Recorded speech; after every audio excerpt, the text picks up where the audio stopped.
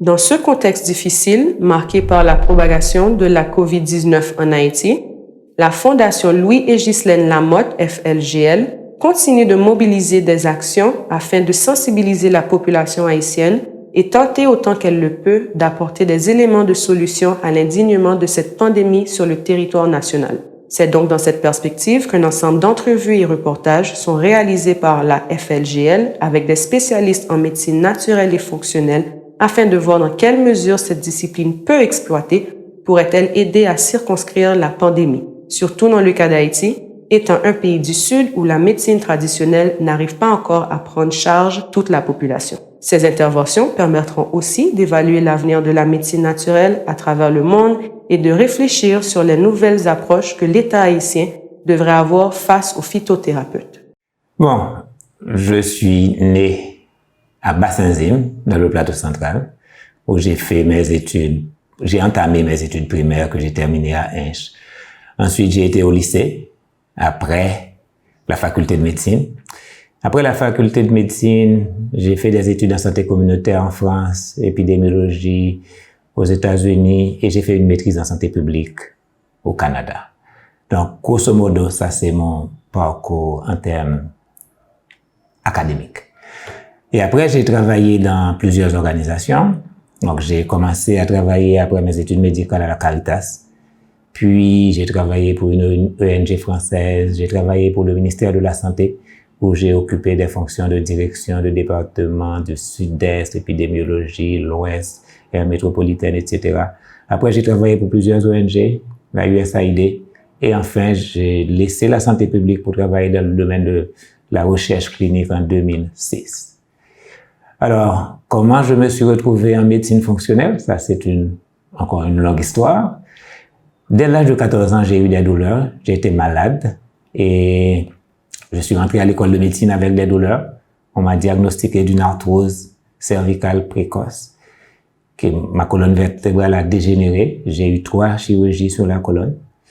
J'ai vu les meilleurs médecins de la place et j'ai été fatigué avec les médicaments. Et je me suis ouvert sur la médecine naturelle. Et là, j'ai trouvé, c'est toute une autre histoire. Grosso modo, c'est ça, mon parcours. Jusqu'à présent, j'enseigne encore à l'université Quisqueya la santé publique. C'est tout ce qui me reste pratiquement de la santé publique. Bon, la médecine naturelle, ça a été la médecine de tous les temps. Et la médecine naturelle englobe beaucoup de médecine traditionnelle et la médecine, c'est souvent la naturopathie, herboristerie et homéopathie, etc. Tout, c'est naturel. Il y a une seule médecine qui n'est pas naturelle et c'est la médecine dominante qu'on appellera la médecine conventionnelle. Et c'est une médecine relativement jeune, contrairement à ce qu'on croit. C'est une médecine qui a moins de 200 ans comme ça, et qui a eu pratiquement, qui a pris le dessus à partir de quelque chose qui s'est passé autour des années 1908-1910. Il y a eu les fondations Carnegie et Rockefeller ont commissionné une étude que vous pouvez trouver sur le net sous le nom du rapport d'Abraham Flexner. Et après cette étude, la médecine conventionnelle a pris le dessus. Et ces gens-là qui étaient à l'époque, je sais pas, des multimillionnaires, des milliardaires peut-être, et là, ils ont pratiquement pris la médecine. Qu'est-ce qu'ils ont fait? Après le rapport d'Abraham Flexner, eh bien, ils ont décidé de ne pas, de subventionner les écoles de médecine qui avaient priorisé l'approche dite allopathique, la médecine conventionnelle d'aujourd'hui. Et après 1910, c'était le déclin pour toutes ces formes de médecine naturelle. Vers 1925, on avait fermé beaucoup d'écoles d'herboristerie, de naturopathie et de chiropratie, etc. Et là, la médecine conventionnelle a pris le dessus parce que ces riches, ils ont placé leurs membres dans le conseil d'administration des écoles de médecine. Et là, les curricula des écoles de médecine avaient totalement changé depuis Abraham Flexner. Et quand arrivé vers 1950, eh bien, AMA, l'Association médicale américaine, a pris le dessus et maintenant les associations médicales, les ordres des médecins pratiquement contrôlent la santé, le secteur de la santé. Là, par exemple, au Québec, eh bien, les naturopathes ne peuvent pas tout faire. Bon, parce que tout simplement, c'est l'ordre des médecins qui décide. Donc, cette médecine, elle a certainement ses points forts, mais elle a aussi ses points faibles. Quand on parle de médecine en général, on voit d'abord les médecines traditionnelles. Donc, les médecines traditionnelles sont pratiquement toutes naturelles. Et là, qu'il s'agit de la médecine traditionnelle chinoise, de la médecine ayurvédique, de la médecine traditionnelle haïtienne, etc. Et cependant, les médecines traditionnelles, souvent, tout reste dans la tradition. On ne comprend pas ce qu'il y a derrière la tradition comme science. Par exemple, en Haïti, on sait que telle feuille aide avec telle condition, mais on ne peut pas dire quel élément chimique dans la feuille permet d'obtenir tel ou tel résultat. Donc, c'est la tradition. Les parents ont fait, ça a marché pour eux, et là, nous le faisons aussi sans comprendre la science qu'il y a derrière. Donc, c'est les médecines traditionnelles. La médecine conventionnelle, c'est la médecine occidentale allopathique, c'est la médecine chimique, et là, c'est la médecine, je dirais, qui a eu beaucoup de succès avec les maladies infectieuses par le passé, pas autant aujourd'hui avec COVID, par exemple, mais qui a montré ses limites quand il s'agit des maladies chroniques. Et dans les maladies chroniques, la médecine allopathique ne traite que les symptômes. Si tu as une hyperglycémie, on baisse la glycémie. Si tu as une hypertension, on baisse la tension artérielle. Mais cette médecine ne pose pas la question pourquoi la tension artérielle a augmenté. Et nous, en médecine fonctionnelle, c'est l'une des grandes différences. En médecine fonctionnelle, on va à la recherche des causes profondes. Et là, souvent, on va se retrouver dans un triangle. Souvent, en médecine conventionnelle, on nous dit que le diabète, par exemple, est une maladie héréditaire. Ceci n'est pas tout à fait vrai. La génétique n'a pas changé en quelques années. Or, si tu regardes le profil épidémiologique du diabète dans le monde a changé. Au point qu'aux États-Unis, selon l'approche que tu utilises, tu peux trouver jusqu'à 60-75% des Américains qui souffrent déjà de quelque chose qu'on peut, d'une façon ou d'une autre, appeler diabète. Et là, c'est grave et ça va croissant dans tous les pays du monde. La génétique ne change pas. Ce qui a changé, c'est l'information que la génétique reçoit de l'environnement et de nos habitudes de vie. Et là, la génétique va exprimer quelque chose de différent qui n'est plus la santé, qui est la maladie. Et cette nouvelle science s'appelle épigénétique. Donc, c'est la science qui étudie, je dirais, le phénotype, l'expression de la génétique en fonction des informations reçues de nos habitudes de vie et de l'environnement. Donc, quand il s'agit je dirais que la vraie médecine, à mon avis, elle est naturelle. Cependant, parce que la vraie médecine, pour moi, ça va à la recherche des causes. Ça va identifier les dysfonctionnements qui donnent lieu à la maladie. Et si on arrive à identifier la cause des causes, et là, on va identifier les dysfonctionnements en corrigeant les dysfonctionnements, eh bien, le corps, seul capable de se guérir, va prendre soin de lui-même. Alors, pour moi, le problème de dosage n'a pas beaucoup d'importance à mon avis. Pourquoi? Il faut savoir que nous avons appris de génération en génération par essai et erreur. Donc, il faut savoir que quand les grands-parents ont utilisé telle ou telle feuille et qu'ils vous disent d'utiliser 2 ou 3 feuilles, il y en a d'autres qui avaient utilisé peut-être 15-20 et ça avait peut-être causé des problèmes. Donc maintenant, si nous, on nous dit que la feuille X est efficace pour telle ou telle condition et que nous ne prenons pas le temps de demander à celui ou celle qui nous a donné cette information et quelle quantité de feuilles on doit utiliser. Et là, on s'amuse à prendre davantage de feuilles pour avoir de meilleurs résultats. Là, on peut se faire du mal sans le savoir. C'est sûr, les plantes ont des propriétés chimiques qui peuvent être nocives. Mais aux doses habituelles, jamais. Ça ne cause de problème pratiquement. Maintenant, quand on les utilise avec d'autres médicaments, là, il y a lieu aussi d'avoir des interactions. Et ça, il faut qu'on se mettre à l'école et qu'on apprenne. Mais pour moi, le paysan haïtien qui utilise ces feuilles, ils connaissent les feuilles, ils utilisent les feuilles et ils savent quelles feuilles sont pratiquement des poisons. Et ils savent, il y a des connaissances, des gens qui étudient ces aspects de la médecine traditionnelle. Ils savent que telle feuille, par exemple, eh bien, on l'utilise pour faire des bains et non pas à boire. Donc, il faut se mettre à l'école de la médecine traditionnelle pour l'étudier. Et maintenant, pourquoi le monde a pratiquement marginalisé les médecines traditionnelles? Eh bien, c'est parce que, tout simplement, il y a une médecine dominante et les gens qui utilisent la médecine dominante ont les moyens de leur politique. Et moi, par exemple, j'ai étudié la médecine conventionnelle et si mon esprit était ouvert à la médecine naturelle, c'est pas parce que je le voulais. Et on n'a pas enseigné même le mot. Un médecin qui a étudié au moment où moi j'ai étudié la médecine ne connaît pas les termes de naturopathie. S'il l'a appris peut-être ailleurs, mais pas à l'école de médecine. On ne connaît pas les expressions de médecine traditionnelle chinoise parce qu'on nous forme pour prescrire des médicaments. Et on nous apprend à pratiquement mépriser la médecine traditionnelle, même si nous l'utilisons à la maison, mais on aurait perdu notre posture à recommander une feuille à un patient qui vient nous consulter. Ce serait vraiment un outrage au patient de lui recommander des feuilles. Mais il y a deux aspects. Les gens qui s'y connaissent, pas moi, bien entendu, on parle il y a les plantes médicinales. Donc, pour utiliser les plantes médicinales, il faut les étudier. Il faut une connaissance. Mais il y a aussi des aliments qui ont des propriétés médicamenteuses qu'on appelle aujourd'hui des alicaments.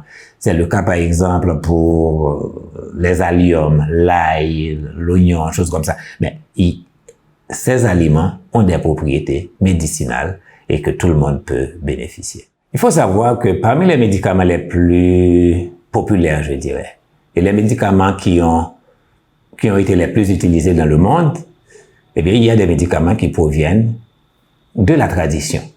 Par exemple, l'aspirine provient d'une plante. Et après, on a synthétisé l'aspirine. L'insuline qu'on utilise pour traiter le diabète, c'était l'insuline prélevée de porcs, de pancréas de porc ou bien d'autres animaux. Et après, on a pu prendre la molécule naturelle et synthétiser la molécule naturelle.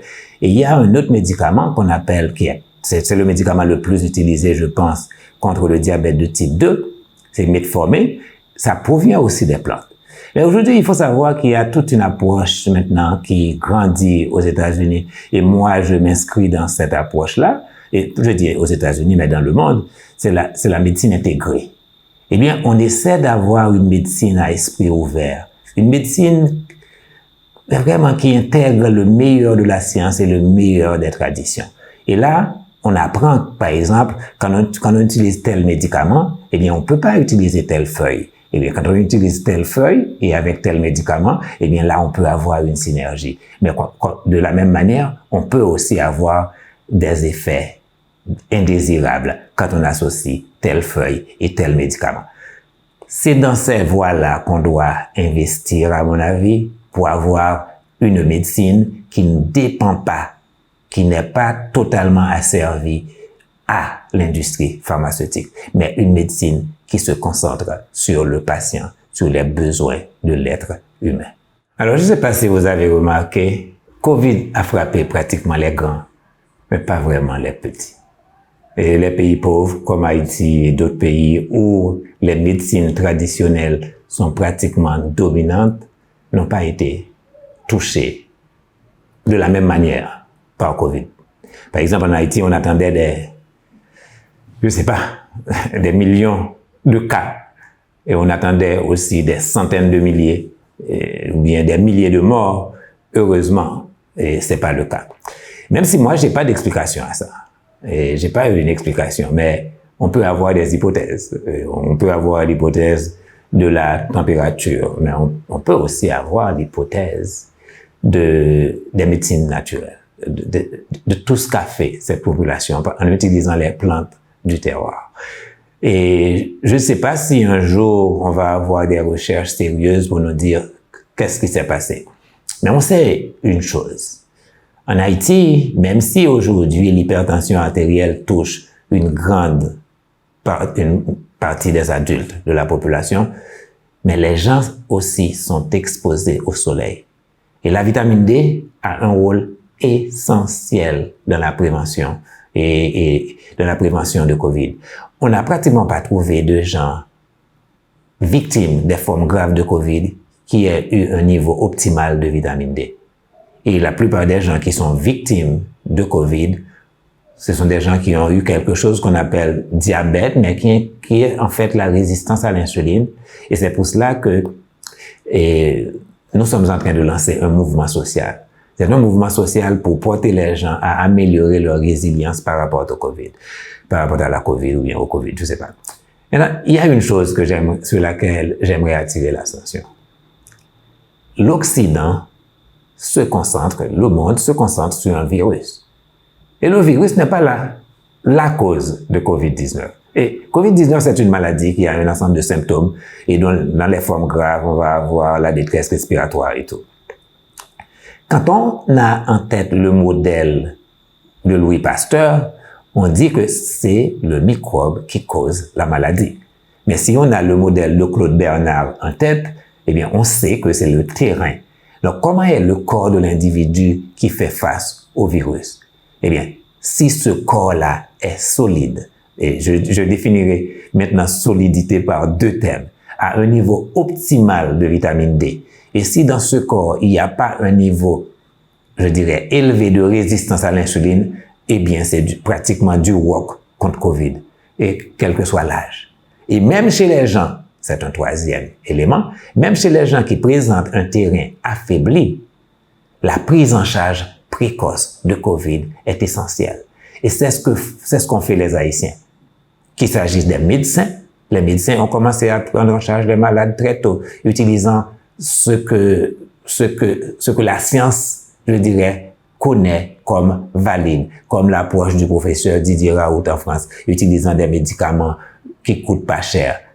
L'industrie veut nous vendre des médicaments qui peuvent rapporter brièvement quelques milliards, alors que des médicaments vieux qu'on connaît, qui ont été utilisés sans effet secondaire particulier, eh bien, ces médicaments sont absolument utiles et efficaces contre COVID.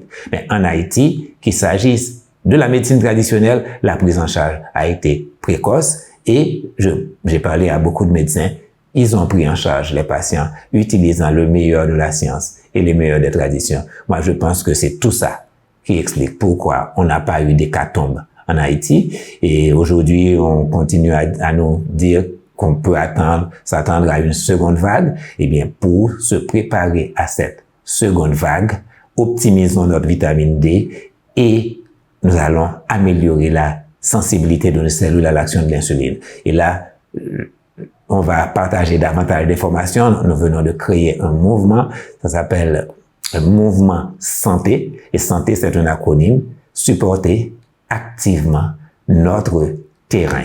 Et notre terrain, c'est notre système immunitaire. Et on peut supporter ça pour faire face au virus. Nous allons mettre l'accent sur ce qui est le plus important.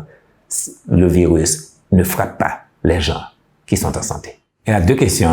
Quel est l'avenir de la médecine naturelle? Oui. Pour moi, c'est l'avenir. Pour moi, un retour à la nature s'impose. Parce que la médecine conventionnelle s'est heurtée contre un mur. Même nous, médecins, nous sommes malades et nous ne sommes pas capables de nous soigner. Nous nous sommes heurtés contre un mur. Par exemple, en Haïti, aujourd'hui, il y a tant de gens qui souffrent de cancer. La médecine conventionnelle, on n'a pas ça en Haïti. Tout le monde va se faire soigner ailleurs, en République dominicaine, à Cuba, aux États-Unis. Les gens qui ne peuvent pas se payer ce niveau de luxe, eh bien, meurent sans espoir, sans soin. Même si la médecine conventionnelle ne réussit pas à adresser ces problèmes-là, mais les gens sont en train de mourir sans soin. Hier, j'ai vu une jeune femme de 30 ans avec un cancer phase terminale et Elle disait, mais le problème est que j'ai été voir à tel hôpital et j'ai l'impression qu'on sait pas quoi faire pour moi. On peut pas m'aider. On me renvoie à la maison, mais parce que la personne ne peut pas être soignée. L'État haïtien n'a pas réussi à mettre en place la médecine conventionnelle nulle part. C'est pas une voie, je dirais, prometteuse pour Haïti, la médecine conventionnelle. Moi, j'ai travaillé à la 7e section communale de Petit Goâve. J'ai travaillé dans tout le pays. Mais dans les montagnes, on va avoir un centre de santé avec un laboratoire, on peut pas en avoir à Port-au-Prince. Donc, pour moi, la médecine conventionnelle en Haïti, on l'a, c'est limité, et on pratique la médecine. Et là, je pense que mes confrères seront d'accord avec moi que nous pratiquons une médecine au rabais, parce que le niveau de technologie que nous avons est extrêmement limité. Et quand on a ce niveau de technologie, c'est limité à la République de Port-au-Prince, ou bien, mais toucher l'intérieur du pays, c'est extrêmement difficile. Maintenant, la médecine, le ministère de la Santé par rapport à la médecine traditionnelle, aux herboristes, choses comme ça, je ne sais pas si je vais arriver. Et là, j'étais déjà jeune médecin quand, pour la première fois, on a créé au ministère un service de la médecine traditionnelle. Et ce service s'était inspiré, je pense, de la conférence d'Alma-Ata qui a eu lieu en Ukraine en 1978, où l'on a fait la promotion de ce qu'on appelle les soins de santé primaire. C'était une force à cette conférence-là. Les peuples ont imposé, je dirais, à la médecine dominante. Ils se sont imposés un peu. Mais là, tout de suite, on a tout déraillé. Et on n'a pas de support pour la médecine traditionnelle. Il ne faut pas s'attendre à ce que le ministère de la Santé supporte la médecine traditionnelle. Le ministère de la Santé, c'est sous la travail avec l'OMS. Et l'OMS, même si on va vous dire qu'on va faire de la médecine traditionnelle, l'OMS travaille pour ceux qui la financent. Et c'est pas les tradipraticiens qui vont financer l'OMS. Pour moi, nous devons nous éduquer, prioriser notre santé et prendre notre santé en main. Et ne pas attendre une organisation que l'État s'occupe de nous. Nous devons prendre en charge notre santé. Et que ce soit par la médecine conventionnelle, eh bien, je pense que on a besoin d'investisseurs dans ce pays qui investissent dans des technologies qui permettent de soulager, d'offrir des options aux gens. Que ce soit la médecine traditionnelle, eh bien, les tradipraticiens sont en train de se réunir. On doit faire quelque chose et ne pas attendre l'État. Moi, de mon côté, dans mon petit coin, avec la médecine fonctionnelle, j'essaie de faire la promotion d'une approche inclusive. C'est pas la médecine conventionnelle qui est la meilleure, c'est pas la médecine fonctionnelle qui est la meilleure, c'est pas la médecine traditionnelle qui est la meilleure. La meilleure médecine est une médecine à esprit ouvert qui intègre toutes les connaissances qui peuvent soulager la souffrance et possiblement sauver une vie.